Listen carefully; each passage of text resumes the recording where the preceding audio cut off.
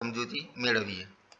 અહીંયા તમે જોશો કે હાર અને કોલમની અંદર રહેલા ચોરસ છે તેની સંખ્યા સમાન નથી।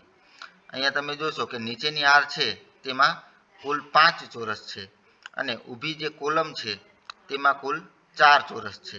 જો આવી રીતના કોલમમાં અને હારમાં ચોરસની સંખ્યા અસમાન હોય એટલે કે સરખી ન હોય ત્યારે તમે આ રીતના આંકડા લખી જેટલા ચોરસ છે એના નીચે આ રીતના સંખ્યા લખી પછી ઊભી કોલમમાં પણ અહીંયા 4 ચોરસ છે તો તે મુજબ અહીંયા સંખ્યા લખવાની આવે છે।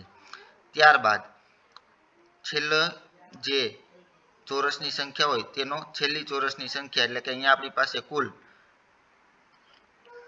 હારમાં 5 ચોરસ છે અને અહીંયા ઊભી કોલમમાં 4 ચોરસ છે તો 5 નો ગુણાકાર 4 સાથે એટલે અહીંયા 20 આવે છે।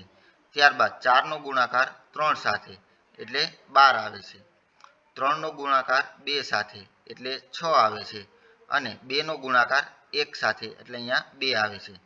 જ્યારે તમે ગુણાકારમાં અહીંયા 1 જોવા મળે ત્યાંથી તમારે ગુણાકાર બંધ કરી દેવાનો છે। ત્યારબાદ જે ગુણાકારનો રકમ મળે તે બધી રકમનો અહીંયા સરવાળો કરી એટલે 40 જવાબ મળે છે। આમ કુલ અહીંયા 40 ચોરસ બને છે। એટલે